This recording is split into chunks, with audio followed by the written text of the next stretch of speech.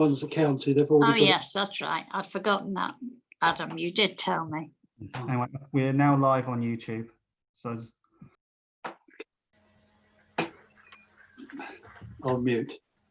Okay, let's start then. Good evening, ladies and gentlemen, councillors and members of the public, and welcome to Harlow Council's second online development management meeting. We're going to move straight to the agenda. So if we start with apologies and substitutions, are there any apologies? I haven't got any, Chair. Okay. Declarations of interest, councillors. Any declarations of interest you'd like to declare? Councillor Souter. Items 8, 9 and 10, I'm a district councillor or county councillor. Thank you. Councillor Garnett. Newhall, I'm the local councillor. Okay.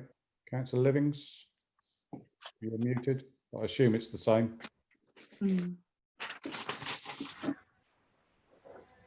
And I'm the local councillor for Foldcroft. The last item on the agenda. Okay, thank you very much. The minutes which appear in your supplementary agenda, unfortunately, they couldn't be published with the agenda as we only had the meeting last week. Are they agreed? Agreed. Agreed. Any matters arising from those minutes? No. Moving on, written questions, we've had none. And moving on to item 6, which is the procedure that we will follow tonight. So we'll start with the planning officer presenting a report. That will be followed by comments from members of the public, either for or against an application. They would have registered with government support as per the agenda, and each speaker will get a maximum of 3 minutes. We do, obviously, because of the way we're working, have some written submissions which Hannah will read out when we get to those. Following that, the agent or applicant will then get 3 minutes to make their presentation. After that, councillors will question and seek clarifications from officers. There will then be a debate on each item before we move to a vote.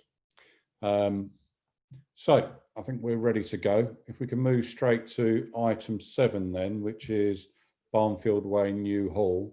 And can't remember who it was. Sorry, Chair, I need to have hosting rights. Sorry?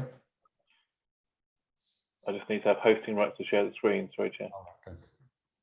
Yes, Patricia, once you get the presentation up, if you could make your presentation. Thank you, Chair. Alex, this should be okay for you now. Cool, thank you.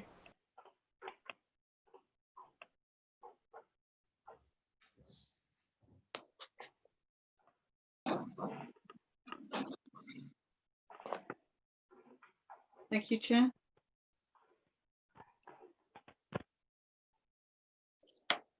Sorry, can you hear me, Chair? Yeah, we can, yeah. Thank you.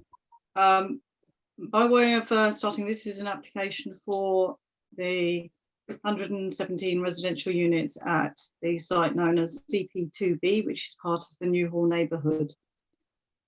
The application is for reserved matters, which is all 5 of the reserved matters, and it follows the approval of outline consent under the application number identified on this first slide. Before we continue on to the application itself, I do need to remind you that there have been 2 updating sheets. They relate to conditions that were proposed to be attached. As a result, conditions 1, 3 and 5 have been updated. There are 2 sheets if you would like to look at those. The neighbourhood, as you can see from this slide, has been reasonably built out. There are still further phases within the site, but the neighbourhood is beginning to shape up fairly well with phase 1 in the southwestern corner. If we go to the next slide. in the southwestern corner here, Newhall Phase 1, across the bridge and onto the eastern side of the site. A lot of that has now been built up as well. And we are actually talking about a site to the north, and it's identified with the red line. Next slide. This is a more up-to-date plan showing that most of the housing development in this part of the site has actually been completed. There are further stages to the eastern side of this site that will come forward in due course.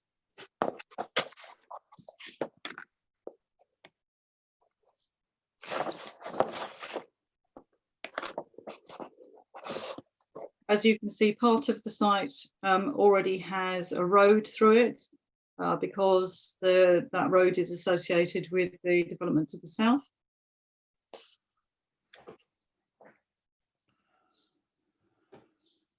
Next slide, please. In terms of how this site has been brought together, there is a spine road through the middle of the site. There are specific pedestrian links, which will be, I don't know if Alex can point to the pink blobs on here. That one would be linking into what will possibly be a future school site, which would be on the north eastern side of that point there. Thank you, Alex. There would be a green link through to the park and to the other green area to the eastern part of the site. It is proposed to have specific wayfinding buildings to make it easier to work your way through the site, and there are muse streets as well as other forms of development within the application site. I'm sure you can't read all those very small words on the right hand side of the screen here, but this is the spine road running through the middle with the sort of brown areas shown either side. That's actually paving areas, not anything else, with the tarmac road through the middle of the site. And you can clearly see the footpath going north-south to link with the school. And you can also see the accesses through the pedestrian links and the green parts. There are 3 distinct areas within this application, and I will mention that a little bit later. Next slide, please. It's always very good to have a model showing how it links in with both the topography of the area, but also with other development that has already taken place. Here, the proposal is the white buildings as shown, and to the south you can see that there is similar development to the south, and there is undulating topography to the north and beyond to the northeastern side is the siting for a possible new school, and to the west there would be other residential properties the other side of the green space.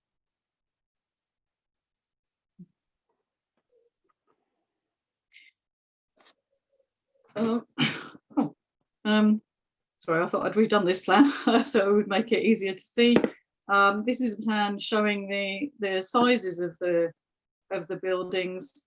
Trying to see that. I think that says private and affordable mix. It does. I do apologise. I can't actually see that on my mobile, which I'm working from. But they are spread.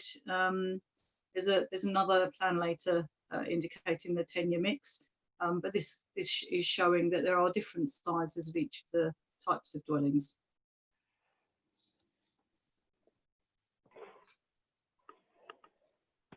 There are 12 basic house types within the area. As you can see, they are split up a little bit differently so that the 3 areas do have sort of distinct buildings within them. The blue and dark blue in the southwestern corner, the purple building to the north of the northern section, and the red properties and the properties that are or form either side of the link link road there. So there are a variety of houses in each of the areas to provide them with a bit more of a distinct character. Thank you. I've provided only a few of the plans. As was mentioned earlier, there are 160 plans or thereabouts submitted with the application. I've taken a few which show the quality of the environment that would be provided through the new development, where the houses are 2 or 3 stories in height, and so are the flatted blocks. And this shows to a degree the quality of the landscaped areas and the treed spine road that would run through the site. Thank you, Alex. This is a very distinctive block. I think it's the one that appears in the north eastern corner of the site. It's one of the Wayfinder buildings, and it sits as quite a distinctive building in front of other residential development onto the right hand side of this picture. Again, in the forefront you see the green areas and the landscaping that's proposed around the buildings and along the spine road. As I indicated on the last slide, the block of flats is actually set on the second of these elevations, and this shows the typical street scene with the materials that are proposed, and there are a variety. There's also a variety in the 2- and 3-story nature of some of the properties within this area. Thank you. Again, this is the pedestrian linked sections, which shows the 3- and 2-story height, and also the palette of materials that is being proposed for this part of the Newhall site.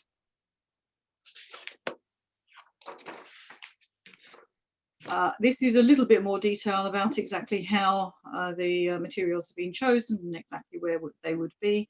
They are high quality materials in terms of the colours, and even the walls have and do fit in with the original colour palette. Just in case you weren't aware of what the colour palette actually is, there's a variety of red and yellow bricks, red and brown tiles, and then there are black bricks on there, and also slate, and the 4 colours at the bottom are the colours of the front doors to differentiate.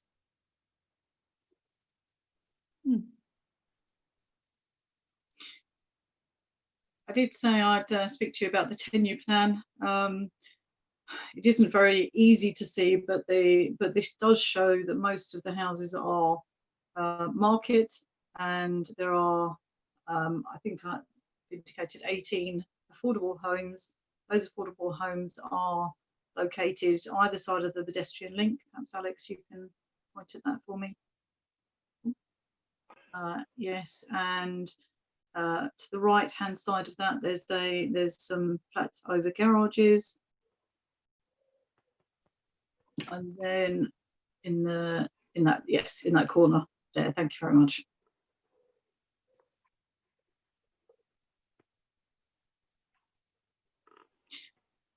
Just to finish with, as you may appreciate, it is a completely undeveloped site, which forms part of the Newhall neighbourhood.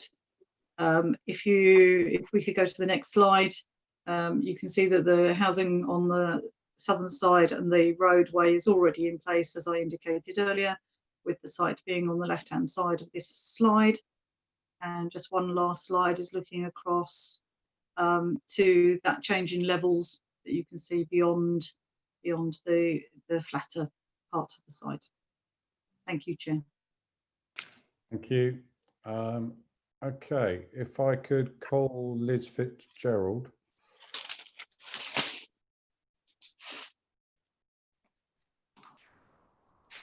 Evening, Chair. Evening, Liz. You've got 3 minutes as usual. Lovely, thank you. Good evening, ladies, gentlemen, councillors. Thank you for giving me 3 minutes. I'm not sure there's much that we can add to that presentation from Patricia. Obviously, ourselves and Countryside, the developers, welcome the report and the recommendation from officers along with the presentation. From our perspective, this is the fourth parcel of residential development that Countryside have got recommended for approval, with both the first 2 parcels now being constructed on site. The access that links into the enterprise zone is now complete, and obviously most of you that hopefully will have driven past and seen the development going up at a pace. It is one of the fastest growing development sites that Countryside currently have in their eastern region, and they're very proud of it. Hopefully you will see ways forward to support the recommendation by officers, and we're happy to respond to any queries that you might have with regards to the development. Thank you. Thank you, Liz. Councillors, anybody got any questions either for Liz or officers? Jean. Councillor Clark. Yes, the question of healthcare, which was mentioned before, there's a recommendation of 57,810, but apparently as a legal agreement, but apparently in the outline scheme it was fully covered. Now, does that mean to say, because these residents are also going to be using the local health centre, does it mean that the global sum covers the amount for the whole scheme, or in other words, or has only one little tranche been agreed, and that's your lot sort of thing? Patricia? Yes, Chair. As is normal, the outline scheme identified 2,300 dwellings, and it was at that stage that any contributions would have had to have been requested. If we haven't got a contribution in relation to the Church Langley Medical Centre within that, we are not able to, at this stage, require a further contribution. Okay. Councillor Garnett. Thank you, Chair. Just Patricia, can you go back to your, I think it's the 3rd slide or 4th slide? Alex, please.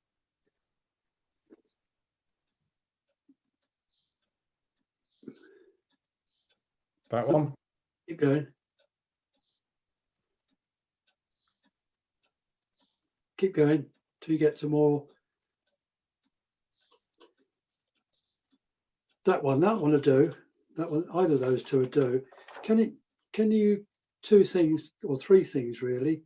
I'm looking at I assume that's a footpath that is on the eastern side, which runs north to south. Is that a footpath? And that goes, does that go under one road there? No, it would be that you would have to cross over that section. Yeah, and the same goes for the one on the left of the picture. There's a similar one there. Yes, those are roads going through otherwise, but they are footpaths rather than roads. Sorry, 2 things then. Sorry, I'm interrupting you. My concern has been, and I've had various complaints from, I'm not saying it's the Countryside development, but some of the other developments at Newhall, is 2 things. A, lack of pavements on both sides of the road. And I can't see from your plan. Elizabeth may be able to help me. Hello, Elizabeth, nice to see you. Hello, and the other one is I understand the Spline Road, that's the main road, but the other roads, if you go back to your plan, there's some internal roads. Where's your slide? Coming back up. The roads that run through the estates, basically, I suppose, if that's the right way. Is there any form, and the other thing is, on parts of Newhall, these have been used rat running, if you like, and speeding quite dangerously. So is there any form of control, speed bumps or chicanes that will reduce the speed? I know you've probably got 20 mile an hour, but residents unfortunately don't use that, and they'll speed from one end right the way through the other. This is the Spline Road out. Yeah. You happy for me to come back, Councillor Wade? Yes. I don't know whether, Alex, you've got the plan that Patricia kindly put up a little while ago that shows the material palette. Sorry, no, site layout plan showing the hard surfacing and landscaping. That one. So, Councillor Garnett, what you can see there is obviously the main spine road coming through. So what we've got to do west to east is provide for the future connection going right the way through towards Harlow East, and to provide the connection from the new district centre and the co-op coming right the way down to join the Chase in Newhall Phase 1.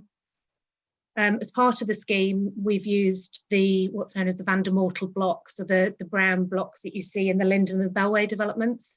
Yep. And we've used them in the form of creating these raised tables. So at the main junctions, you can see sort of the square blocks periodically through the spine road, coming right the way from the first phase, countryside phase, right the way through to slow those speeds down and try and reduce the ability to run speed through.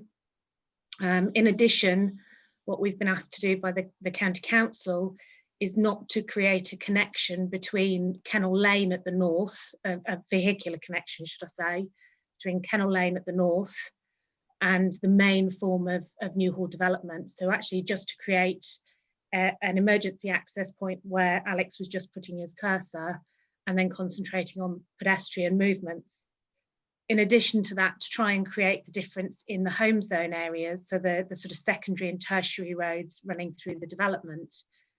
Yeah, they're the ones I'm concerned about. So home zones are something that are actively encouraged by the County Council, because it does negate the need for your very traditional urban form where you get the road and then a footpath on either one side or both sides of the development, which limits the scope for planting and landscaping. So what we've sought to do is create what you've rightly identified as the pedestrian sort of green links, for want of a better phrase, going north to south within the scheme, to actually focus people's minds on getting out of the car, using the main footpaths we've created through sort of verdant green corridors, going up towards the school site and going out towards the green finger to the left, and then obviously connectivity through the 2A parcel out to the green wedge on the east. So hopefully we think we've created an environment that should keep people, as much as is practically possible, you can't keep them completely off the road, but as much as possible off the road into these sort of more attractive and more inviting corridors. Thank you, Liz, but can I just come back? It is those inside roads that I'm concerned about. Yeah. People going from one end to the other. It's quite not straight road, but it's quite a long road, and people being people, you know, I can speed 30, 40 mile an hour up there. Is there anything that's going to stop them doing that? In short, no, not really. We've got obviously the raised table in the centre there of that long section. If Alex's cursor goes slightly further, to the east in the centre. Yeah, I can understand the spline road. Sorry to interrupt. It's the internal. No, that's not the spine road. That's on one of the home zones. So we do have the sort of raised table there. So you do break up the massing. Unfortunately, you can't get away from people's character and nature. Home zones are something that we're encouraged to do, because by narrowing it down and creating an environment where it is pedestrian focused as opposed to car focused, you try and encourage people to stay within the speed limits and travel at lower speeds within those areas. And also by creating your main sort of spine road going through along with the secondary roads, which is to the south of that home zone, you try and encourage the car movements away from the home zones and keep the home zones within the centre, so that people aren't trying to run through the centre of those areas. Yeah, no, I understand what you're saying, but people are people, aren't they? And ignore that. I'd rather see some sort of chicanes in there to put points of narrowness. Anyway, take that away and think about it, will you? Okay. Nice Any other questions, councillors? Nobody's got their hands up. Okay, debate then. Councillor Danvers. The only problem I actually have with this is The only problem I have with this is in regards to social housing. The government have actually put complete restraint on letting people actually have, in my opinion, affordable housing. And I think it is quite disgraceful that the developers continue not to actually acknowledge this. There's nothing we can do about it legally because the government actually ties local authority planning hands quite deliberately, in my opinion, to actually stop too much social housing. And therefore, I'll be supporting the proposal tonight. One of the reasons being that we've just had a repeal where we tried to actually make sure that there's some affordable social housing, and it's cost us £60,000 because we've actually lost the appeal. So in a sense, local autonomy is increasingly going down the pan on massive developments like this, and our hands are tied legally. Other than that, obviously, the scheme seems to be quite a good one. Newhall certainly seems to be better than Church Langley on the whole, and therefore, obviously, I'll support it. Thank you, Councillor Danvers. Councillor Garnett. I've got you, Councillor Holcote. Yep, I've unmuted myself. Thank you. I won't dwell on what Mike has just said because I think it's unnecessary on a planning committee to politicise it. I've seen most of the development coming up at Newhall, and the longer it's gone on and the more development's taken place, it's got better. And I think the other countryside development base, which is currently under build, is looking very good, and the roads are nice, and the palette of materials is very nice. So I've got no real problems with this. It seems to be, yeah, we need the houses. They look good quality houses, or at least they will be. My only concern, as I said to Elizabeth, was the speed that people use through the estate roads, if you like. Anyway, so I'm fully supporting it. Thank you. Councillor Garnett. Councillor Clark. Yes, thank you. This is not politicising it. I wanted to support Mike Danvers and his comments.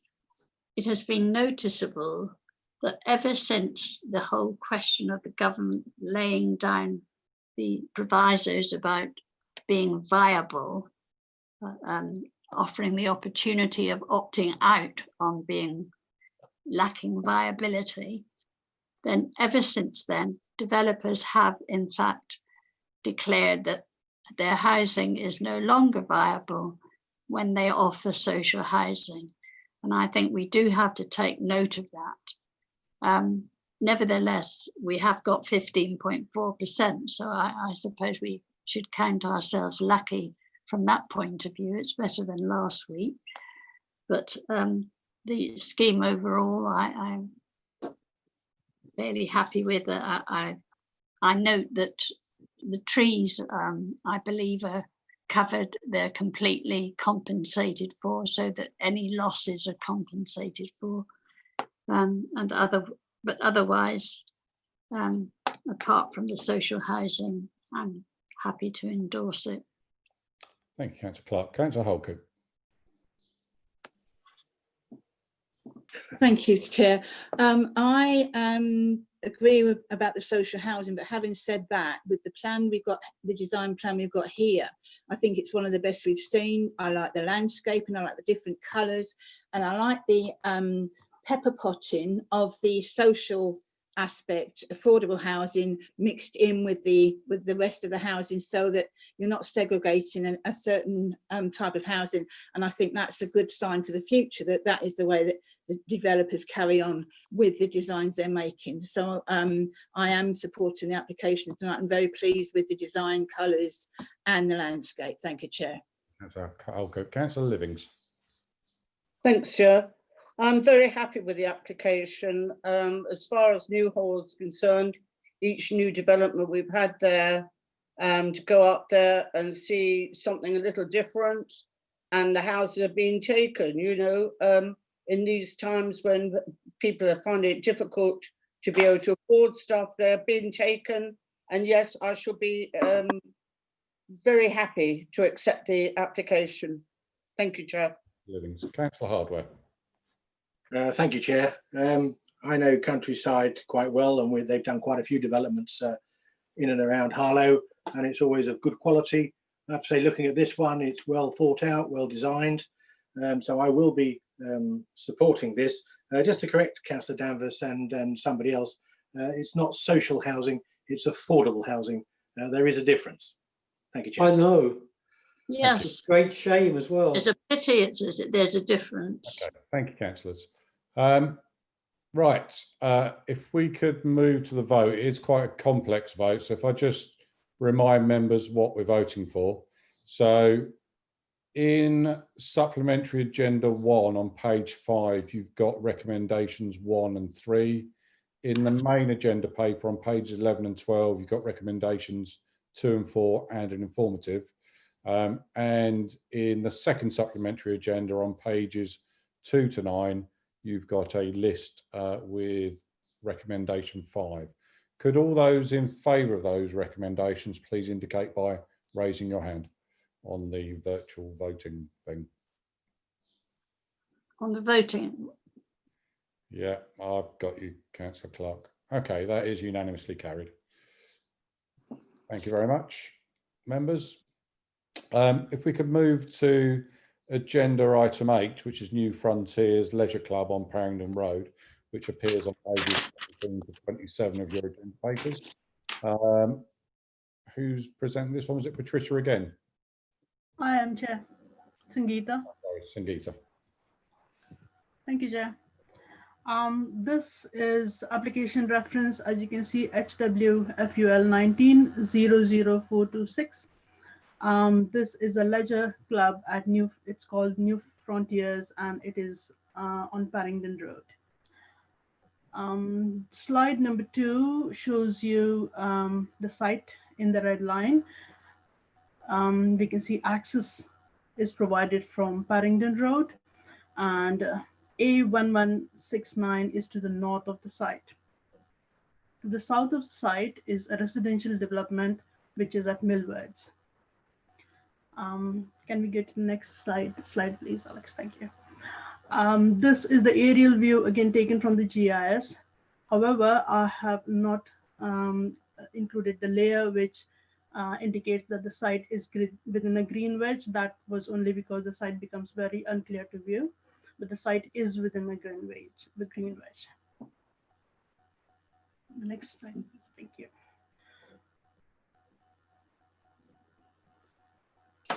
So this is slide number 4. It shows you the layout as it is at the site. So each of the yellow dashes shows you one container, and the green hatched area is the tennis court, which has now been changed to be used as a car storage space. This is a view from as you access the site from Parrington Road. The building in front is the main leisure house building.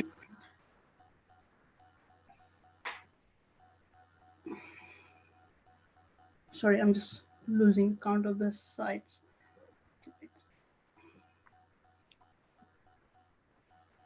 Okay, so in this one, we can see one set of containers, which is located, but it will be the south of the site, and it can be seen on the left of the slide. In the next slide also, we can see the same set of containers in relation to the mirror aspects of the dwellings, which are located in Millwards.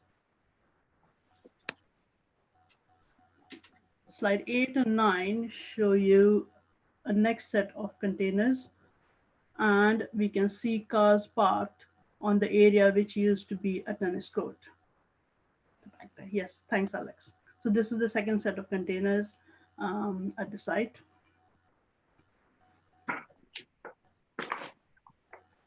This one is actually to the front of the main building. There is a basketball court, and there's one container located by the side of it, which would form the north boundary of the site as it exists. This is the front face of the building, and we have just seen the car park in the previous slides. This particular site slide shows you 3 pictures, which is an extension on site, and there are 2 separate businesses that are run from these extensions. We do not have a record of planning permission being granted for the development of the extension itself, but because of the time lapse, it appears that they would be immune from any enforcement action at this moment. But we suggested that an application for a lawful development certificate be submitted, which would then help us determine whether the development is lawful or not. As of today, we do not have any of those applications. Thank you, Sangeeta. Thank you, Chair. If we can come out of the, thank you. So I forgot to mention when we finished the last application, if anybody came specifically for that application, they are welcome to leave should they want to. I think Liz has already done a runner potentially. I can't see her on there anymore. So we have a number of speakers for this. We have 3 for it plus the applicant. So if I could call Greg Pike to have his written statement read out, please. Thank you, Chair. Can you hear me okay? Yeah. Lovely. My name is Greg Pike and I'm here to support this planning application. In 2013, I was part of a group who started Parringdon Youth FC. We were given a lot of help by the management of Parringdon Community Leisure, making facilities available, assisting with marketing, etc. The club grew very quickly and I assisted with the running for several years. During that time, I felt we were very privileged to have such a top quality venue to play our games and the support given by the club management. The pitches are always in the best possible condition and it is obvious this is not achieved without a lot of hard work and financial investment. We have the storage space to allow us to train, etc. without carrying around all of our equipment. Recently, I've moved my team to be associated with a semi-professional club simply to give my lads a progression as they get older. However, I have stayed playing at Parringdon and it would never have entered my head to move venue as it is simply the best in a wide area. Personally, I spend a lot of time on the site and I cannot see any real issue with the containers. They are all coloured green and in my opinion they blend in well. I'm also aware that the management have tried very hard to make use of their tennis courts for sports and could not seem to achieve this. I think it would be a loss to the whole community if Parringdon had to reduce their investment in the facilities on the site with the resulting reduction in quality of pitches, etc. Thank you, Chair. Thank you. The second speaker is Troy Mead. I believe Troy Mead is on the call. You'll have 3 minutes. Good evening, committee. Can you hear me? Yep. Fantastic. Okay. My name is Troy Mead. I'm the events manager of Parringdon Community Leisure. And we've been a sports and leisure complex for 9 years now, operating within the local community. And we provide an extensive range of sports and social activities for the entire local community, including the gym, exercise classes, team sports, social activities, such as fun days, and also sports tournaments. Our immediate areas are Somers, Kingsmoor, Newhalls, which a reasonable percentage of our membership is drawn from. We've been recognised by various governing bodies that we provide a range of facilities for an outlet for our community with general poor health and mental issues. Being Active Essex being one of these governing bodies and Chris Purvis from Harlow Council, we have worked very hard to establish many projects, one being Doorstep, which has been running for 6 years now. And this encourages youth between the ages of 14 and 17 to steer away from potential life of crime, participate and play in a safe environment with the FA coaches that we provide at the venue.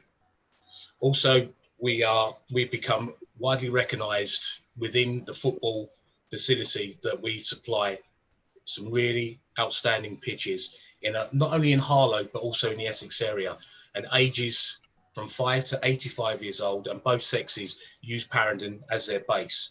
We have 2 of the largest youth football teams in Parringdon FC and also Risdon Wood, where you'll hear more about later, which we provide a safe and clean environment for the parents to leave their children and play some good football. We're very proud to also have started walking football, which is ages from 60 to 85 years old. And this has been a real bonus for us, in the sense that our community is also based with 50+ members of these older generations coming down and using our place, not only to training, but for their matches and socialise, keep fit, and also not feel isolated like many of them have done in previous years. We also encourage our asylum seekers that we have now created teams that use Parendon's facilities and training matches on a regular basis, and we look further to develop this in the future. We also offer various Man to Fit Keep classes for low-income families to get involved, to socialise and not feel isolated. For our older members, we hold weekly ballroom and jive dance classes, which has provided much needed lifeline. We also hold regular monthly U3A meetings with 250 older members attending, where they can get tea, coffee, and also are motivated to socialise, attend trips, and socialising not only within the Essex area, but within our club and what we do. We also hold several martial arts groups for youth and senior members and with mixed ability. And we work very, very closely with Harlow's Muslim community, providing them with an overflow car park for the ongoing problem that they've had on a weekly basis for their Friday prayer meetings, which we've managed to solve that. And on a Thursday, we also provide... Wrap up, please. Yeah, no problem. We also provide a darts league that is not only one of the biggest in Harlow, but in Essex. I just hope truly the right decision is made here tonight, because in these unprecedented times, cutting off an income like we're trying to create could put us in a really precarious position. Thank you. Thank you, Troy. I'd like to call Graham Dowers, who I believe is also on the call. Again, you'll have... Yeah, hi, can you hear me?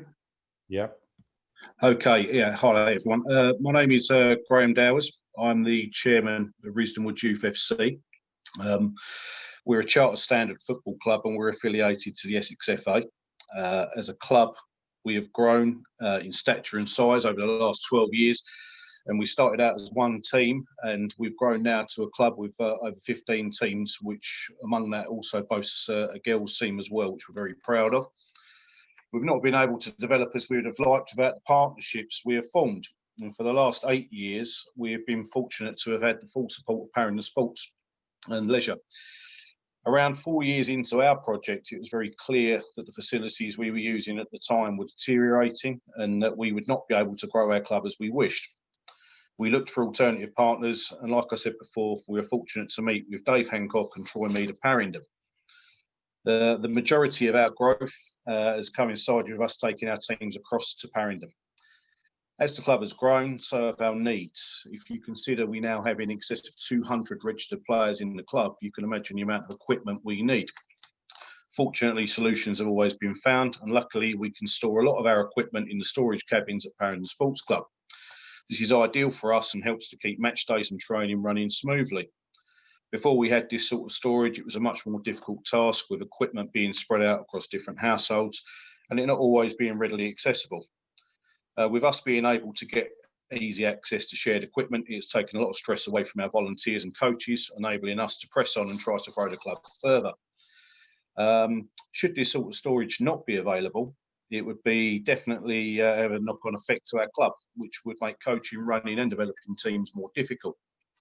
My concern is that in an already hectic world, in normal circumstances, putting extra strain on coaches who volunteer could have the effect of them not enjoying coaching and eventually giving it up. The effect of this is obvious: no coaches, less teams, more young people not accessing sports and potentially becoming at risk. Parendon have been a great partner to Risdonwood Youth. We have a home there, an excellent facility, a club where parents, players, supporters, coaches and managers can all socialise and meet. They've always sought to assist us as well as other clubs in whichever way they can. They are community orientated and are working across the board to develop active people and provide the facilities which are fit for purpose and for our growth. On top of that, I'm aware, obviously through being around Parendon a lot, that there have been objections to some of the storage, I believe. They're not an eyesore. They're, in my opinion, they are seamless in the actual surroundings, and they're providing a service to the likes of us and Parendon Youth in particular, as well as other people like walking football, etc., that might store equipment, enabling us to progress and carry on and develop our facilities, or develop our programs, which we're trying to do. So that's all I've got to say. But I hope maybe some good sense is seen. Thank you very much. And last, we've got the applicant, Mr. Dave Hancock. Again, yes, Dave. I'm here. I'm here. Good evening, committee. My name's Dave Hancock, and I'm the administration manager for Parringdon Community Leisure. I'm the agent in this case, and hopefully I can show reasons why we should be allowed to complete this planning application. I and my business partner started Parringdon back in 2011 with the intention of building a comprehensive community sports complex. It was a fundamental policy that Parringdon would utilise every square metre of the site to ensure funds were optimised to create the best sports complex in the area. In 2013, Parringdon Community Leisure was created to take advantage of favourable legislation with respect to sports clubs, memberships, etc. The company is a not-for-profit organisation and is also registered as a CASC with HMRC. The company operates all aspects of the site. This includes memberships, social events, room hire, etc. The containers were initially introduced to assist with storage for Parringdon. With the successful expansion of the activities, much more storage was required. They're used to store tables, chairs, dividers, bouncy castles, barbecues, etc. They're also used to store the groundsman's equipment. And as you've heard, the football teams use some, and a couple of businesses that rent office space. We had them all sprayed green when we bought them to assist in them blending in. And they're only used during the normal working day. Any money generated from this storage is ploughed back into the running of all the facilities, such as the football pitches and the gym. If the containers were removed, it would have considerable impact on the operation of the site. The loss of income would mean less money to be spent on pitch care around the site, maintenance of the gym, or ad hoc upgrades to improve other facilities. If the football teams lost their storage, they may decide to go elsewhere to play. And this would mean many children losing out on the superb facilities we have. It would also impact the running of Parringdon, as a lack of storage would mean hall functions may have to be stopped, barbecues and fun days may have to be cancelled. From about 2013, it was obvious that the tennis court was very underutilised. We knew there was a superb indoor tennis facility only a mile along Southern Way, and we would not try to compete with this. The courts were cleaned and prepared each year for the summer tennis season, but were hardly ever used.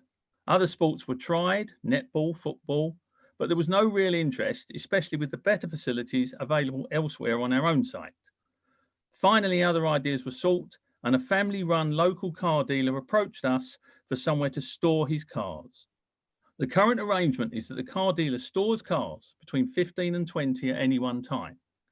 He will then retrieve a car or add a car, approximately 3 or 4 a week, and that's always during the working day. No work is done on these cars on site. No cars are sold from this site. There is no noise, no pollution, etc. from this usage.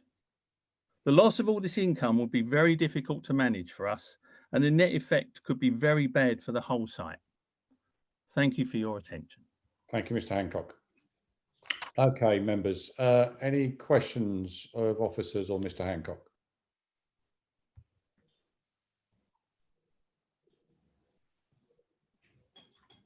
No questions, members? Yeah, Councillor Holcote. You're muted, Councillor. Thank you. Yeah. Thank you, Chair. So, Mr. Hancock, how many of the containers that you've got are you using for sports, leisure facilities like the football club, etc., and how many are there used for cars? None of the containers are used for cars. Right.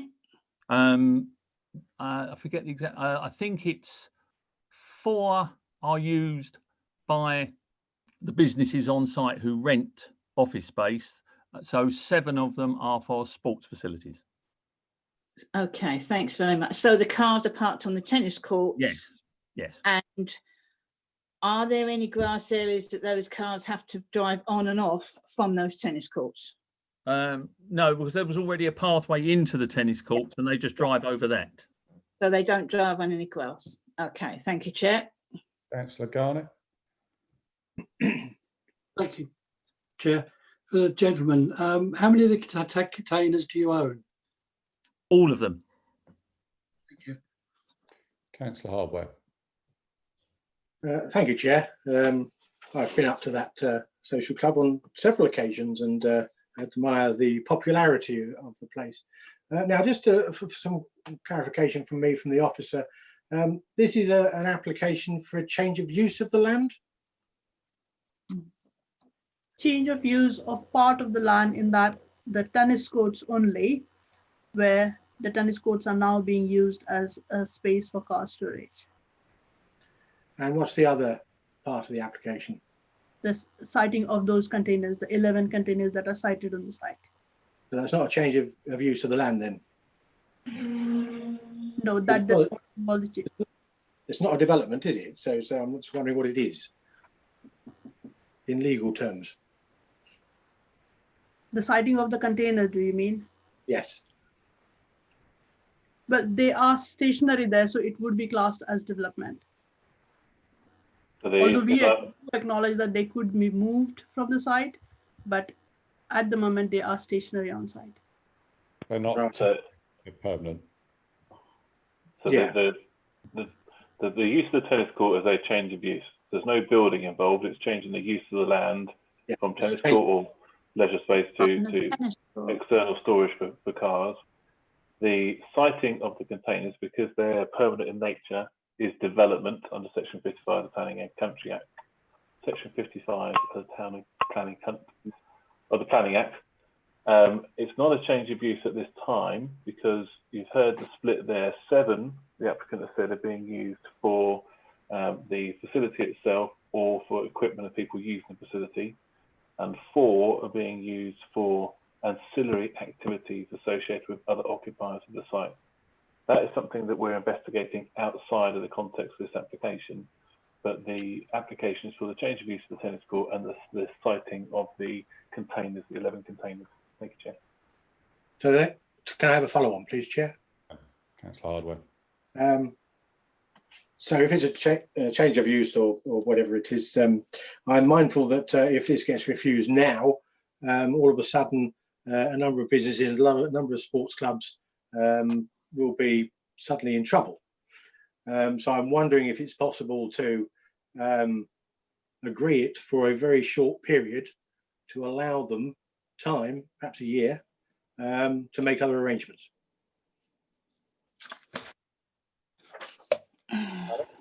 Is that feasible or not? It is feasible. So you have a couple of choices before you as a committee. So if you think that some or all of the development has a public benefit that you don't want to be lost, but you think that some changes should be made, this is a retrospective application.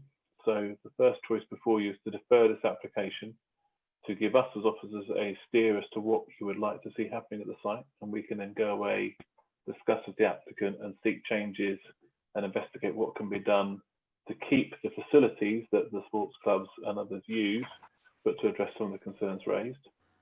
Or you have the ability to grant a temporary planning consent. If you are minded to grant a temporary planning consent, I would advise that that temporary consent must be to achieve an aim. So for it to achieve an aim, you have to have some level of understanding or certainty as to what's going to happen in that period that the temporary consent follows. So if you granted them a consent for a year period, we would have to be clear that that was sufficient time to find a different way forward for the site, for an application to come forward for that different way forward for the site, and for it to be approved.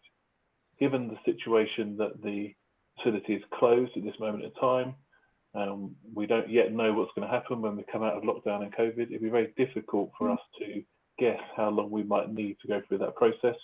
And therefore the benefit of a deferment of the 2 options before you is it's a more flexible approach to allow us to engage with the applicant to see what we can do to address your specific concerns. Councillor Souter. Thank you, Chair. I'm a little bit puzzled when Mr. Hancock said that no cars are sold from the site. I presume that there are 15 odd cars going in. I presume that they're taking them down to the people who want to buy them first to have a look at them, or aren't they? I don't know. Mr. Hancock isn't the owner of the cars, so I don't think. No, but what I'm saying, he said that the cars aren't sold on the site. What do? Do they take them off the site to be sold? I think what Mr. Hancock said was there is a dealer somewhere who just stores spare cars that he has in stock there. The second question I'd like to ask is: this is not going to end up being just a normal car park for going to Stansted Airport or to the station or whatever. That would be a concern. Yeah, absolutely. So if we was to grant that permission, you know, indefinitely, then they could use it to do exactly that if they wish to. Yeah. I'm not saying that they want to, but they could if they wanted to. Councillor Davis. Thank you, Chair. I didn't realise I have a bit of a conflict of interest here because I'm actually a member of the sports club paid for by HCS, who I'm a director of. And HCS have actually provided funding for some of the sports teams that are associated with Paradon. My view is that... In that case, I think, Councillor, you probably be best withdrawing from the rest of the debate and not vote. Okay, fine. Any more questions? Debate. Who wants to start? Councillor Danvers. Chair, I think we've got to be consistent. I hate retrospective planning permission. I always have. But given the considerations we gave to Bounce last week as part of the community, we certainly would be very inconsistent indeed if we didn't actually give this a sympathetic hearing. And I think perhaps a way out of it is either to defer this or to give it temporary planning permission for 3 years. And at the end of the 3 years that the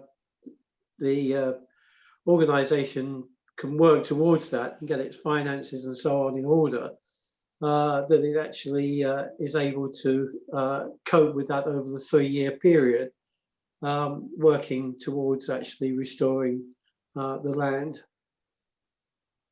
Thank you, Councillor Danvers. Councillor Garnett. Thank you, Chairman. Yeah, just a bit of a puzzle, this one, isn't it? I think the question is it a reasonable use for a piece of green wedge? Is one of the main questions I keep asking myself, and obviously it's not. I'm very impressed with the amount of sports clubs they have and what they do at the building, and I think they'll be commended for that.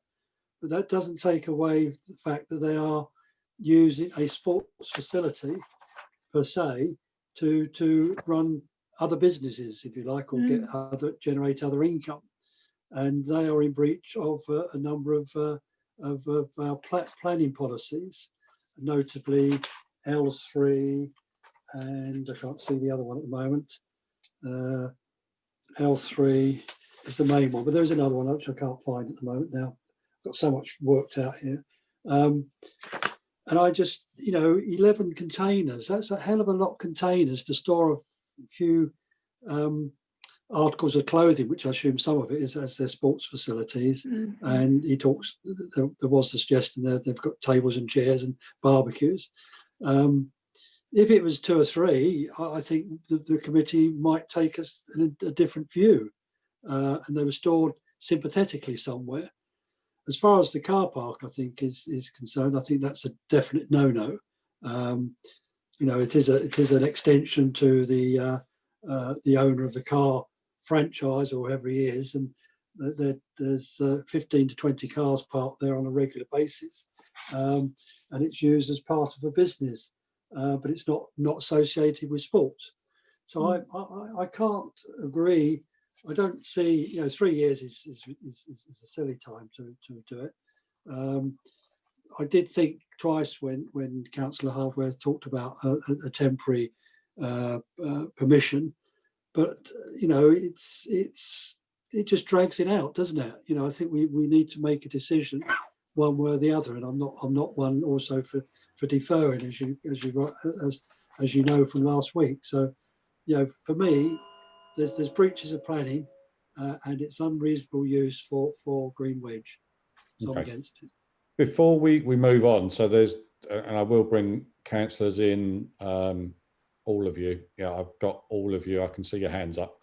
I'd just like to point out, if we are minded either to defer this or to grant temporary approval for whatever period, I think we need to be clear of what the purpose is of either of those issues. So, you know, is it, what are we granting potentially those things for?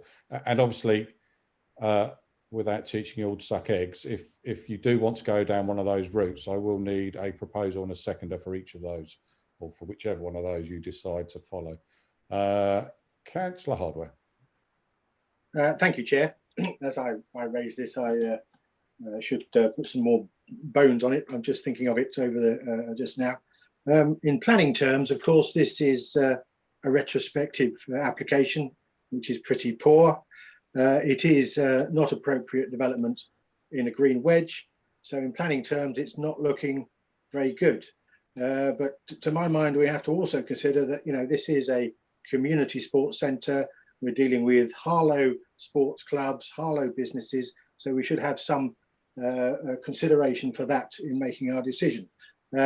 What I'd like to propose is that we defer this to allow officers to have discussions with the applicant to get some terms of reference as to what they might be able to do to address the planning issues, then come back to us and we give consent for, I'm not sure 3 years, it's probably a bit too long, 1 or 2 years, to allow them to put other arrangements in place before they have to remove the containers or make other arrangements. I mean, ideally is that they should build some alternative storage areas.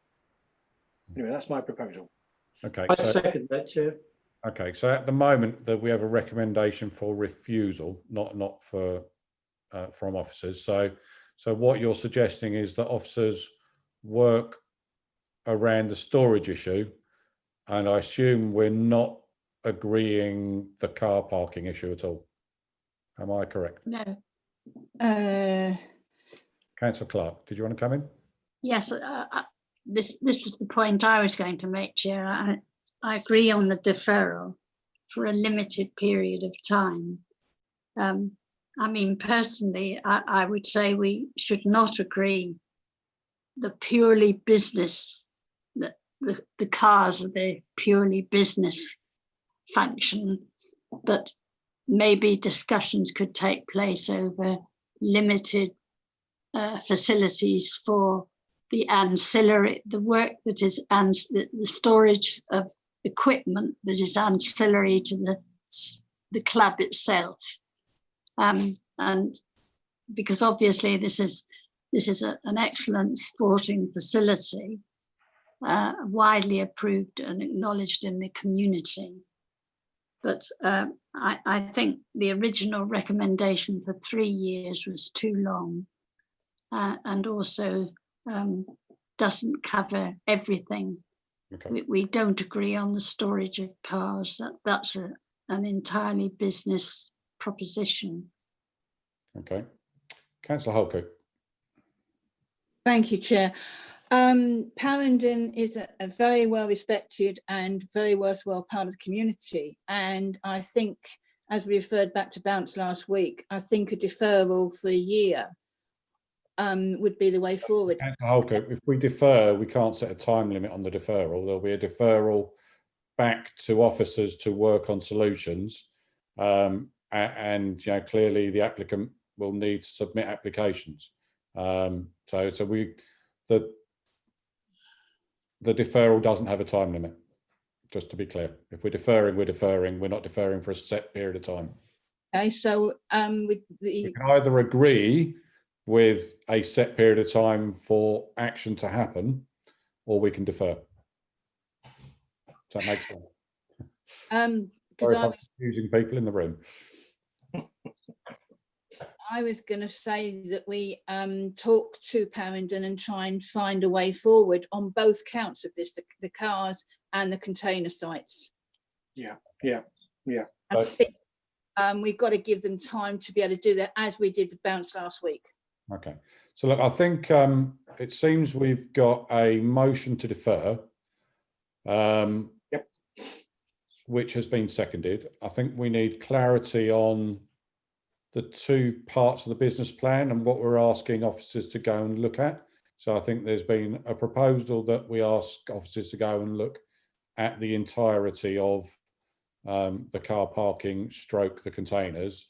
And there's also been a proposal that we ensure that we refuse the car parking section, but the officers go and work on the storage side of things of the containers. So I'm going to propose that we move to a vote on,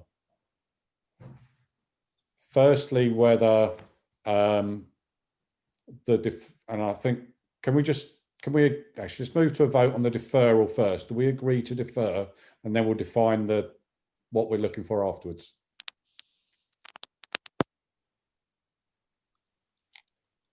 That is unanimously carried. Thank you very much, members. Okay, so we are deferring. Do we want them to look at the entirety, e.g. the car parking and the containers? Did you want to speak, Councillor Hardware, or are you just voting with your finger up? No, I was just going to suggest that surely we want the officers to discuss both aspects initially, because obviously we, by deferring it, we're not making a decision. If they can then come back with better proposals, whether they're both better, well, having heard what we've said this evening, come back with better proposals, then we'll be more inclined to agree it. Yes, but I think we need to give them guidance as to what we're looking for. So if the view is no matter what, we don't want to come back with car parking, I think they need to be clear on that, which is why I think we need to move to the vote on what are we asking them to go and investigate. Solutions to the storage, but no car parking at all whatsoever, or solutions to the whole lot with it all staying somewhere on site. Okay.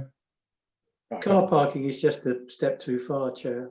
Yes, I And I'm agree. going to leave that in your hands, so which is why I'm going to get you to vote on it, so that the officers are clear, as is the developer, of what we're looking for. So are we asking them just to look at a solution for the containers? Could you please vote?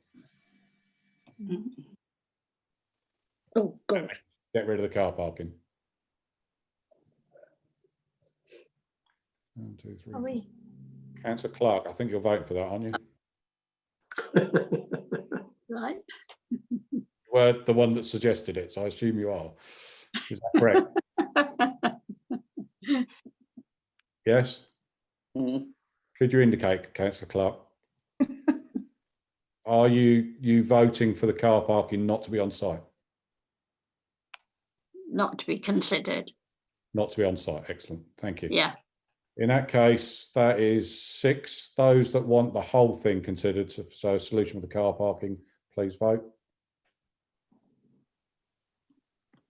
Okay, so there are 3 people that have voted for that. Okay, so is that clear, Alex, what members are looking for?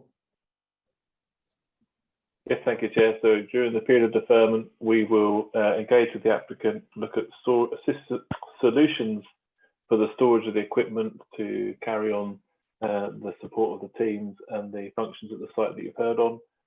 We will advise the applicant to withdraw the element of the storage of cars on the tennis court from their application, so that will not be part of it. And we will work with them to make amendments to application.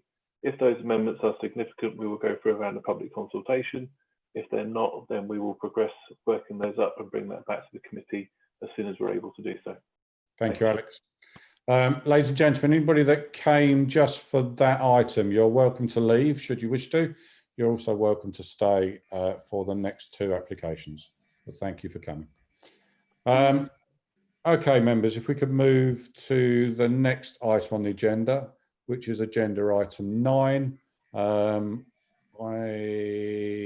Who's presenting this one again? Is it Sangeeta again? This one is not me, Chair. Hi, Chair. It's my case. I'm presenting this case. Can you hear me well? Yeah. Yes, we did. Can't hear you now. Okay. This is an application seeking outline permission for development of 3 dwelling house at number 286A Foldcroft. And could Alex move to the next slide, please? Yeah, thank you. The application site is previously developed land and last used as the kennels and police dog training area by the Essex Police. As can be seen from the satellite image on the right-hand side, the eastern half of the site is hard surfaced, and there is an existing single-story building on it. The site is located at the rear of the Foldcroft residential area, and access is taken from Foldcroft, the highway itself. We can see the Cannon Brooks runs to the west of the site as indicated in blue on the location plan, and beyond the brook is the golf club. And next slide, please, Alex. Yes, the western half of the site is green wedge on the local development plan, and the next slide will show you the green wedge covers a large area to the west of the site, including the majority of the golf club, and separating residential developments in Little Poundon ward from the industrial use on Elizabeth Way. And if we move on to the next slide, this is a map from Environment Agency, and the western side of the site along the brook falls within flood zone 2 and 3, but the existing hard standing area to the east of the site is on the flood zone 1, meaning relatively low flooding risk. And moving on to the next slide, this is an illustrative site layout. The application is seeking outline permission, and therefore this layout plan might not be representative of the final development, but we can still see the proposal includes a block of 2-story terrace positioned in parallel to the existing house on Foldcroft. The green dotted line along the western side shows the green wedge boundary. So the proposed building itself would be outside of the green wedge boundary and on the existing hard surfaced area. The site forms a relatively small portion of the green wedge, as seen from the slides before, and the brook itself provides a physical boundary separating the site from the wider green wedge. And the remaining larger portion of the green wedge arguably is more important and will be continuing to serve its purpose of a green wedge in terms of separating developments and being as natural as possible. And therefore, it is not considered that the key roles of the green wedge will be undermined by this development, and development will be acceptable in this instance. The western side of the site falls within the flooding zone, but similar to the green wedge situation, the building itself would be outside of the flooding zone 2 and 3. The applicant is proposing the use of permeable grasscrete area for the parking spaces, so to allow surface water run through and reduce flooding risk as well. The applicant also submitted a flood risk assessment, suggesting that the flood risk of the application site is actually equivalent to that of a flood zone 1, and the Environment Agency was consulted, and they have no objection to the proposal and accepted the applicant's claim that is relatively low flooding risk. There are also concerns about overdevelopment, and policy principle DG28 of the design guide relates to infill development. It states that distance between buildings, building lines, and typical garden size should be taken into account when assessing whether there is an overdevelopment. It is found the proposal passes this assessment and therefore not considered overdevelopment would occur. The dwelling shown on the illustrative layout would be 20 meters away from the houses to the east and 12 meters away from the houses to the south. It's not considered significant overshadowing or overbearing will be occurred, but a condition is recommended to ensure the flank window will be obscure glazed, so there's no overlooking issue. And if we move on to the next slide, this is a section plan and showing the site in relation to the houses to the east. The site is at the lower ground level, and the rear boundary fence of the existing property on Forward Croft when looking from the side will be more than 2 meters in height. So therefore, it is not considered there will be an overlooking or privacy issues. And we're also recommending a planning condition to remove the permitted development right for rear dormer, so to prevent any additional overlooking issues, if any. And the next slide shows the proposed landscaping plan. The parking area will be grass grid as mentioned, so to reduce urbanization of the green wedge land, and the rest of the green wedge will remain green with landscaping which blends into the relatively natural landscape of the wider area. The applicant is also proposing ecological enhancement features such as bird and bat boxes and log piles. And if we can go to the next slide, which shows you some site photos, we can slowly go through the slide.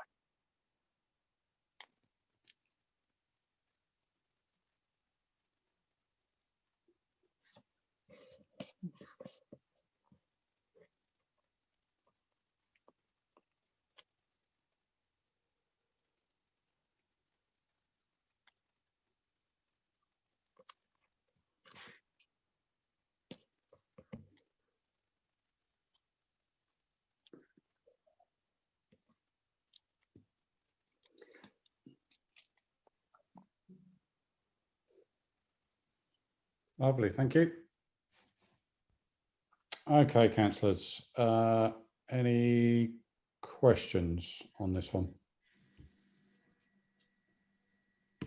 Councillor Souter. Thank you, Chair. Question, at the back of where the cars are going to be, is there going to be a fence by the brook?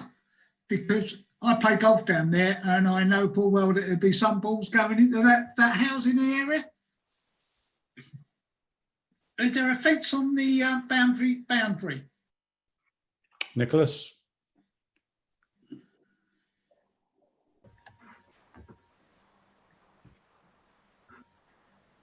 Wherever he's gone. You're on mute, Nicholas. Oh. As we can see from the plans submitted, there will be no boundary treatment or no boundary fence, should I put it that way, on along the brook. The question I'm asking, the reason is, on the 17th hole at Cannorsbrook, there is a 20-foot fence to stop balls going into the houses. If you've got exactly when you're going across the 18th on the tee, you might get balls going into that, hitting cars. All I'm suggesting is that they look at something to fence that area off. If I may come in, Chair, if you'll allow me. Yeah. The committee does have the ability to suggest a condition to add on to any application to have fencing. If the committee were minded to put on a very large fence in the way that Councillor Souter has set out of 20 foot, then that's quite a significant change, and we'd probably need to think about how that came forward. But you do have the ability to impose a condition to make sure that boundary treatments and fencing was agreed before an development comes forward. Okay, any other questions, members? No debate then. That's a start.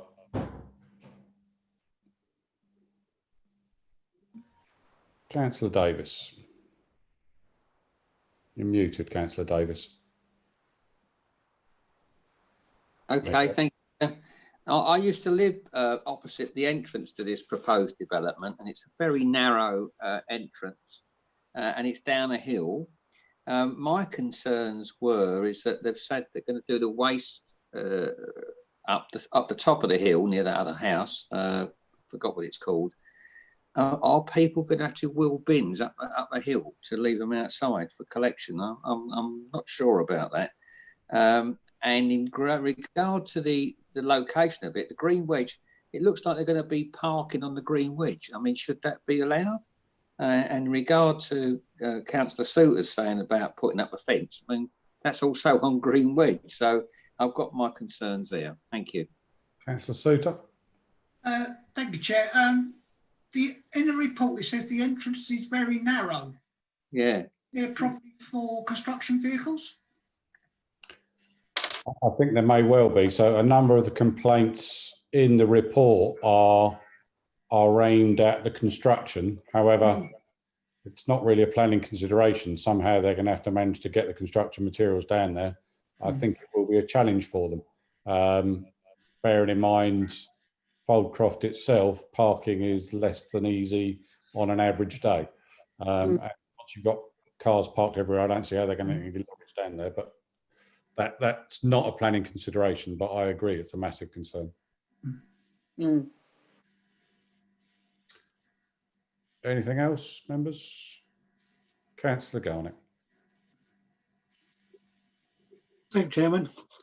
Well, I've seen some shoehorn premises going into small sites, but this probably beats the lot.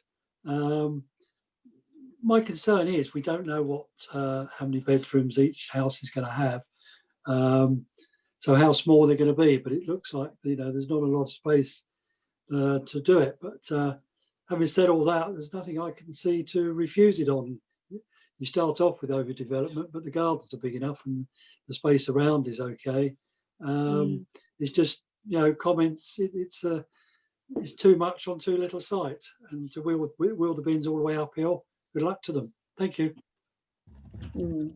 Okay. Any other comments, members? No. In which case we will move to a. So, Nicholas, I don't need to bring you in, but thank you. If we move to the vote, which are. Sorry, can I just interrupt you? Do we have speakers for this application? Sorry. I think I may have jumped the gun. Yes, Susan Olzak. Sorry, Hannah, did you want to read out Susan's statement? Thank you, Chair.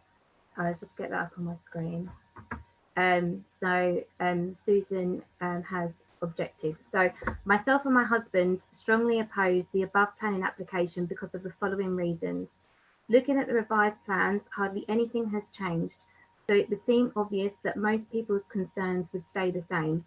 I've also spoken to a few residents in the immediate vicinity of the planned site, and they did not receive the initial letter advising them of the application. This build will also affect all residents that live along the road that all access vehicles will use. So I would like to ask, why were they all not included in the consultation? The road in Foldcroft is not equipped with any sort of large vehicles carrying building materials or even a large concrete lorry. Parking is already in high demand, resulting in residents parking on paths and verges. Sometimes I'm just able to squeeze my car through the gap between vehicles parked on both sides of the road. I'm also concerned that site vehicles will be constantly blocking the road. Also, the already overcrowded road will have to be used by construction site workers to park their cars, causing an even bigger problem for the residents. The small access road immediately into the build site is only wide enough for one-lane traffic. I would like to know how all the large lorries will access this road. If it isn't wide enough for refuse lorry, how will any vehicle larger than that deliver materials, such as a concrete lorry? Therefore, highway safety is a large concern. We have young children and grandchildren, plus a dog. I do not want to have to walk in the road because the site vehicles are pushing even more residents' vehicles onto the path.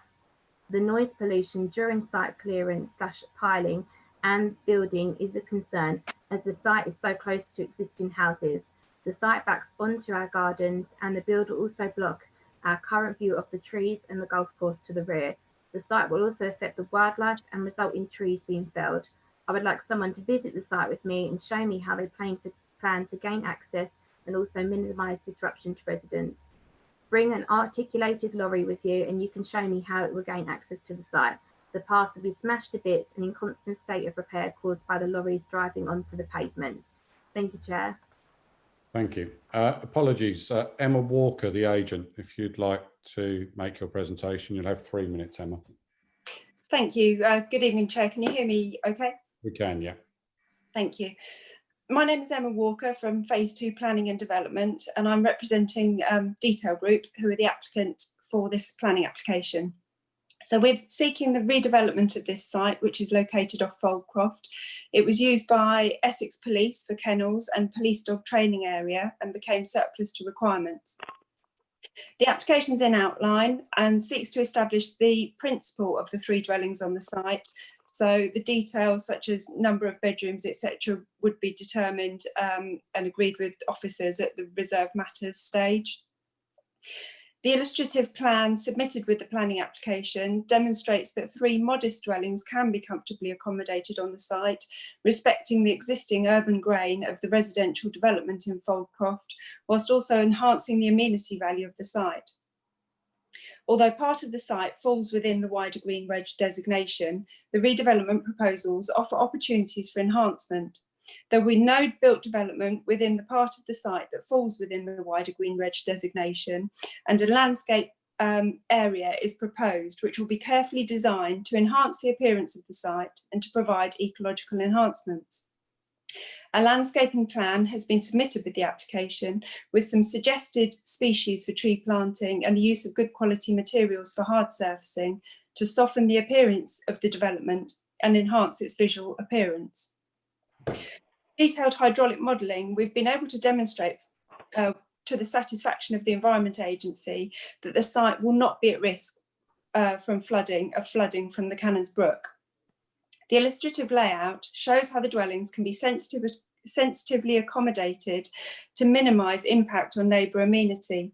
The proposed dwellings will be positioned to ensure that there are no issues of overlooking or loss of daylight or sunlight, and the planning officer's assessment of this issue has confirmed this to be the case. The scheme has been designed to provide adequate parking provisions and provisions for refuse within the site, and both the Highways Authority and the Council's street scene manager are satisfied with the proposals in these regards. So to summarise, the illustrative plan submitted with the application demonstrates that this redundant site can be redeveloped to provide 3 houses in a sensitive manner, making a small but positive contribution towards the housing needs of the district. I hope that members follow the recommendation of their officers and approve this planning application. Thank you. Thank you, Emma. Sorry, members. Have you got any further questions as a result of that? Or further debate to have? No. In that case, if we could move to a vote. So item 9 on your agenda, which appears on page 37, recommendations 1 to 16 and informatives 1 to 7. All those in favour, please.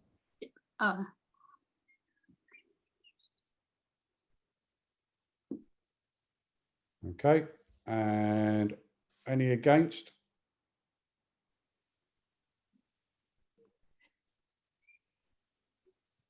Those who got their hands up for voting yes could put them down, that'd be great. I'll vote against. Okay, that's very confusing. Right, we're going to do that again. I'm just going to lower everybody's hands. All those in favour, please.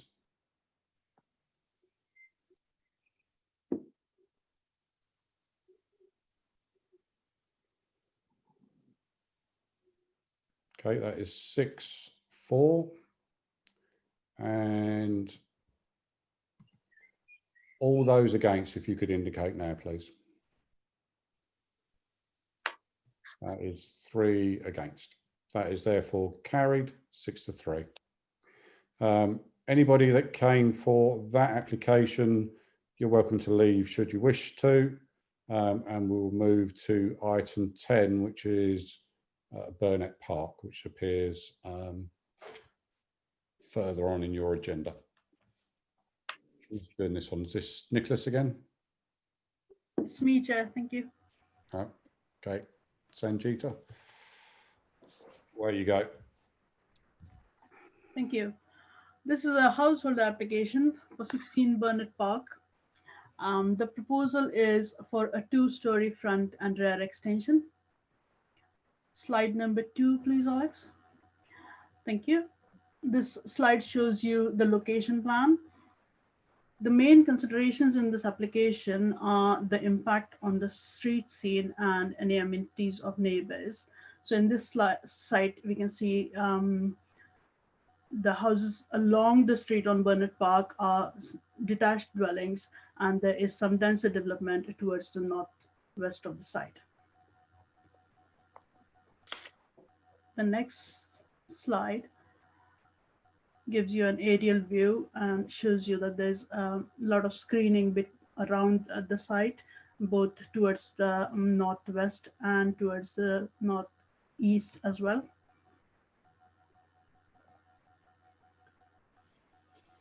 This one is the ground floor proposed plan. The proposal involves a 4-meter deep extension on the rear of the existing dwelling, and it also involves a front entrance porch, which will be 2.5 meters deep from the main face of the existing dwelling. Slide number 5 is the first floor. So on the first floor, we can see that the rear extension is going to stand exactly as it is on the ground floor. At the front though, the front entrance porch, which is on the ground floor, would be reduced to 1 meter. So it would project 1 meter from the front face at the first floor level. Slide number 6, 7, and 8 give you the proposed elevations for the scheme. It fairly follows the same roof line as the existing dwelling.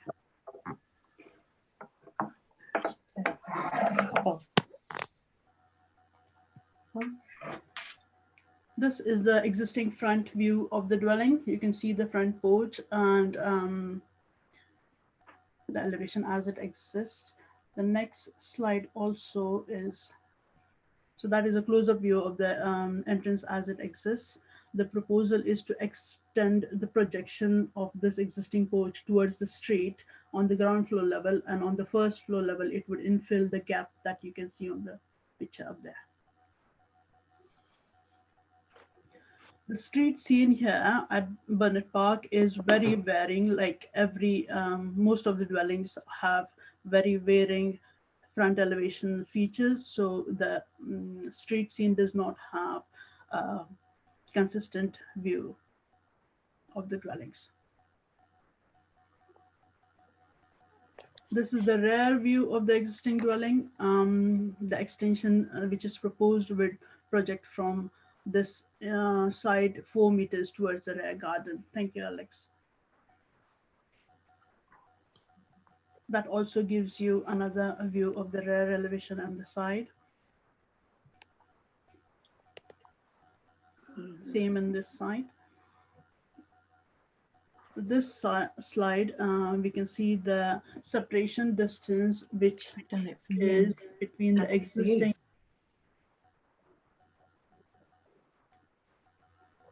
Yes, so there is 27 meters as it stands between the rear wall of the dwelling as it exists and the rear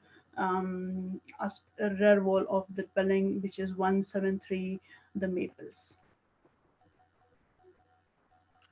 A 4-meter extension would reduce this distance to 23 meters. The recommendation is for approval because it is not thought that the reduction in this distance would lead to any breach of privacy between the two neighbors. Thank you. Thank you. We have a number of speakers. So we've got Liz Phillips. It's Linda. All right. Apologies. Okay. Linda on my agenda paper. Sorry, on my agenda paper. So Linda, if you want to make your presentation, you'll have 3 minutes. Thank you very much. Good evening, ladies, gentlemen, councillors. On the 19th of May, we emailed a request for a site inspection of our property in relation to Burnett Park. We received an email back acknowledging this. We appreciate that we were in lockdown at the time and so knew we would have to wait for a visit. Our concerns are that on the location plan, it is still showing a border which doesn't exist anymore between us and the property at the back of us. We bought this from the council on a 999-year lease in December 2002. We've also measured from our house to the back of the fence, and it is 17 metres. That means that there is 10 metres left on the other side, which means if they come up 4 metres, there is only 6 metres left to the boundary, which is outside the planning regulations by a metre. Now, all that foliage that you see along the boundaries between us is deciduous. So for 7 months of the year, we are completely exposed to each other. Theirs is on the northwest elevation. And when I say elevation, being on the hill, they are elevated above us. And we are slightly southeast. So we can see exactly into each other's houses. And it would be intolerable because we'd be, our garden and back of our house, if you wanted to set out, we would be completely exposed. The gentleman has suggested they have got laurel on the other side of the fence, which has always been kept with the last occupant in agreement with ourselves to about 2 to 3 metres, because obviously from our aspect, if that is grown to some horrendous height, which has been made as a suggestion by Mr. Butler, that will cut out our light, especially in the winter.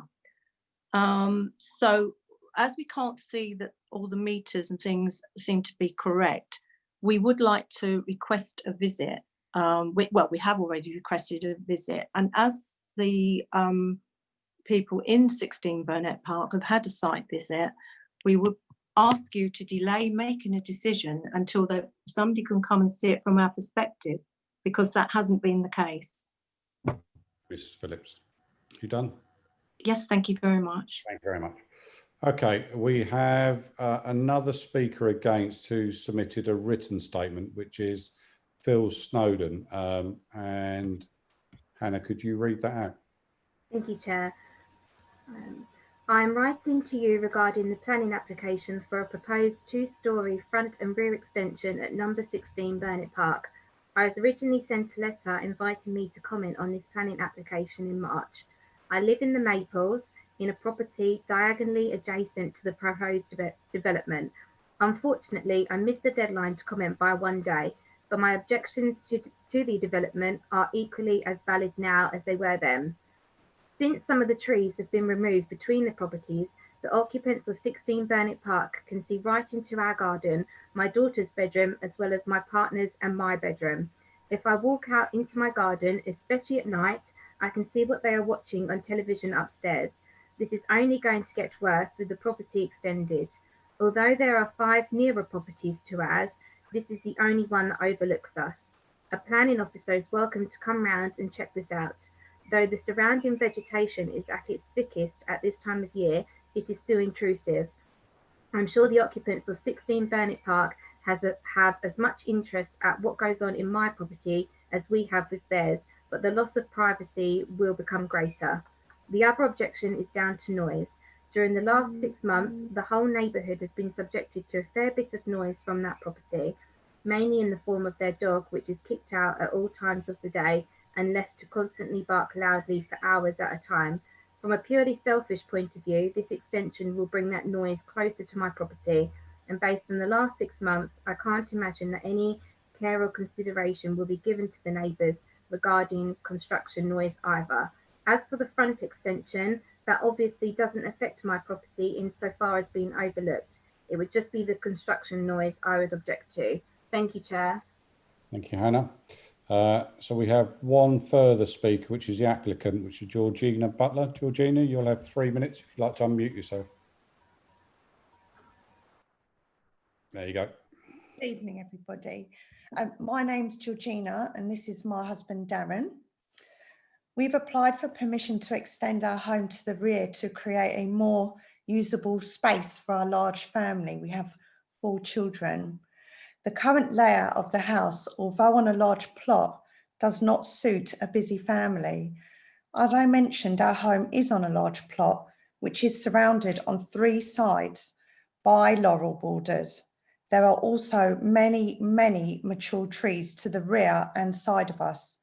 We have taken into account our neighbours, and we feel we have only applied to extend to meet our family needs, not to excessively overdevelop the plot.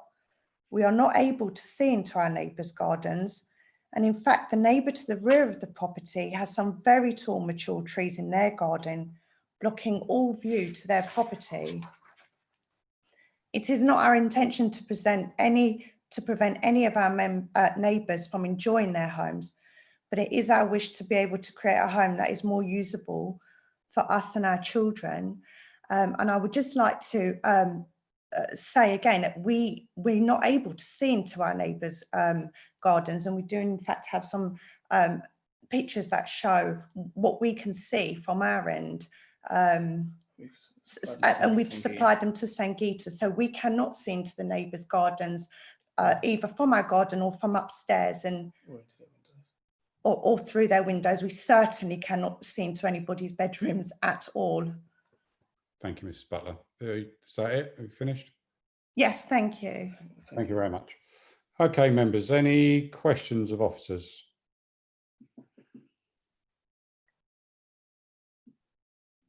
Very quiet. Councillor Garnett.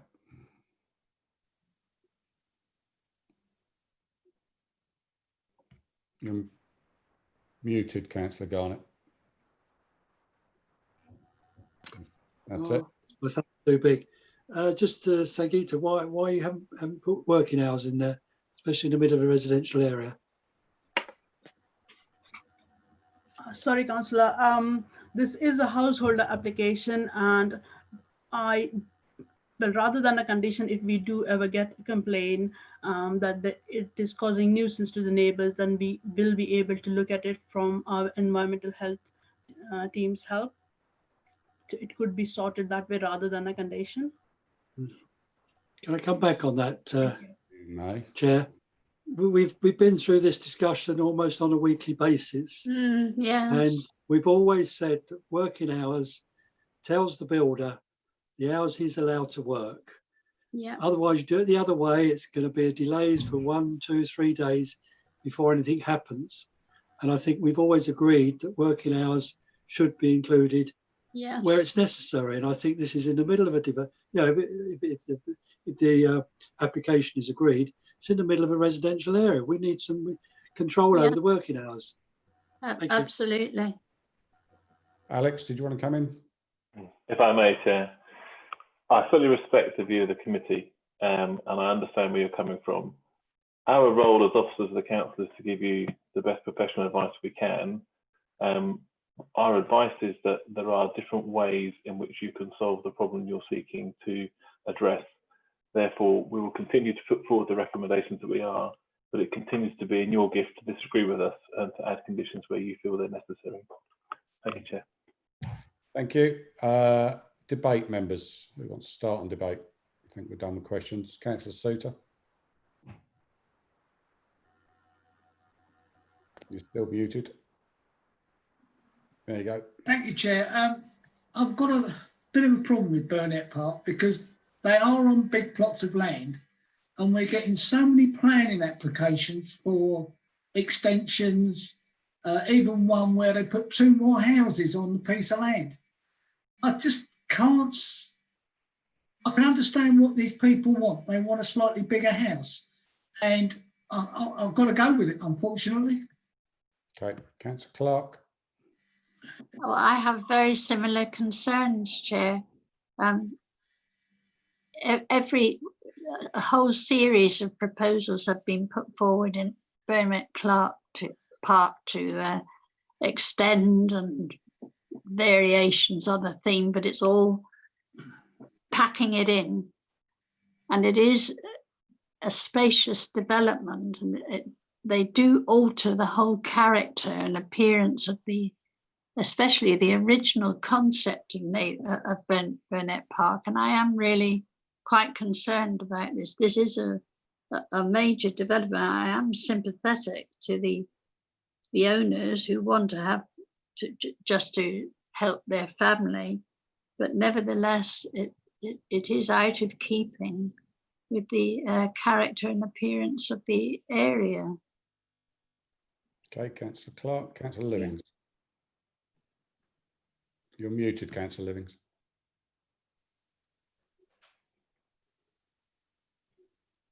Thanks, Chair. It is a very large house, but Burnett Park, most of the houses, as we've already had explained by other councillors, have extensions of some sort.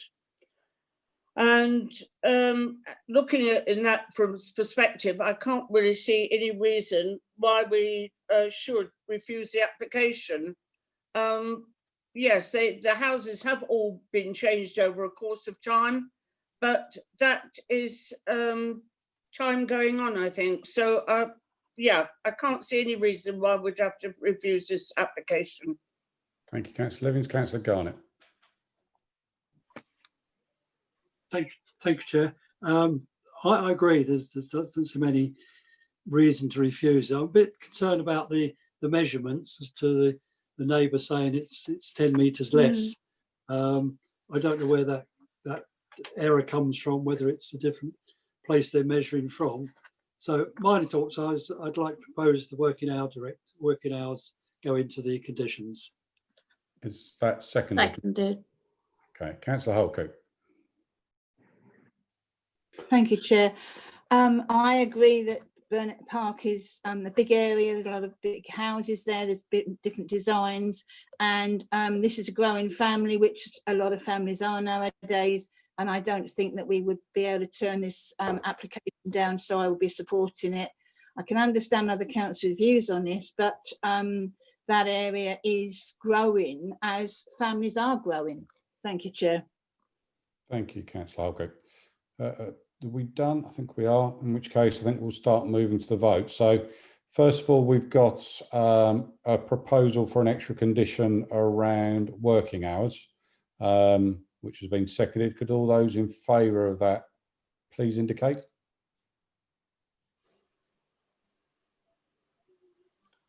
That's 7. Any against? That's terrible, absolutely terrible. They're not even prepared to come and see it from our perspective. It doesn't matter what happens to our families. No. It's just from their point of view. I think that's wrong. You should just have a courtesy. Thank you.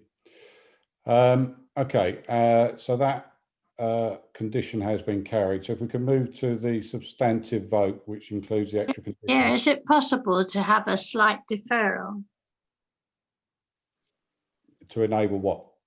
To enable the visits, as has been argued, if they haven't had any.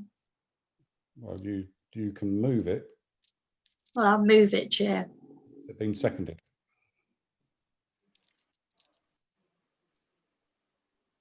Somebody seconding it. Is that Councillor Davis? Are you seconding it?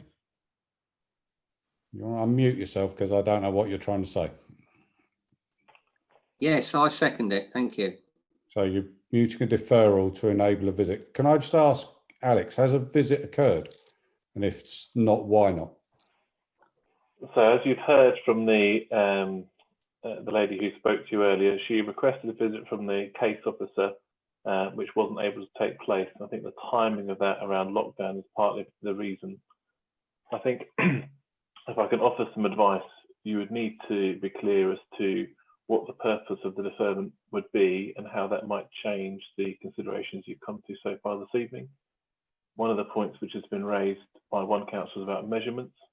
So officers have put forward a presentation in which we've put an annotated dimension of 27 metres taken from aerial photographs. I made a note that in the presentation you heard from the lady to the back, she said that there's approximately 17 metres from the back of her house to the back of her boundary.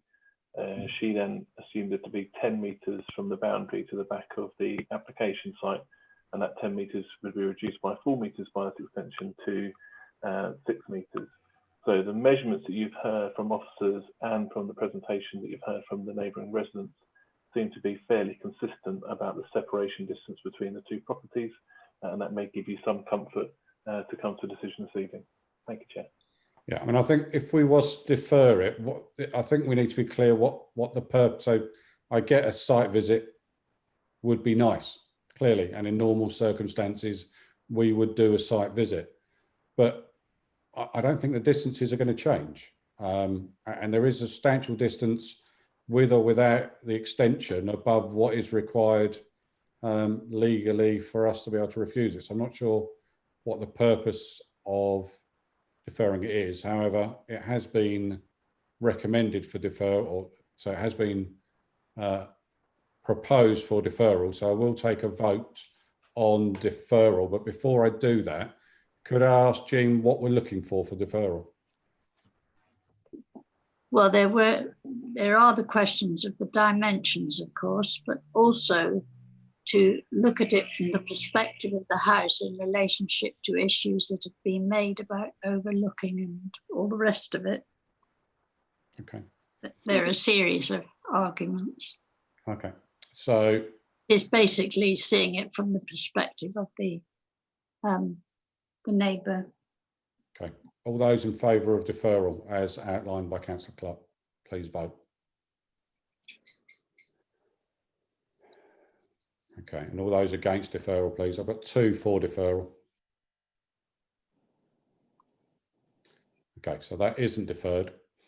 So if you could all cancel your hands up, please, and we will move back to the substantive vote on recommendations 1 to 3 plus informative, which appear on pages 49 and 50, with the extra recommendation around working hours. All those in favour, please.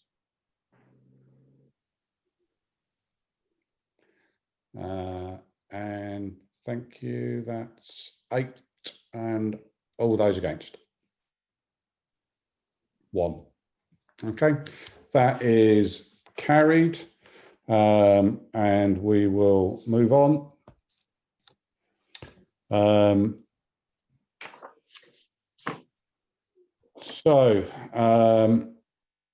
References from other committees, we have none. Matters of urgent business, there are none. I therefore close this meeting at 9:22, and thank you all for your attendance. Thank you. Thank you. Good night, all. Good night. Good night.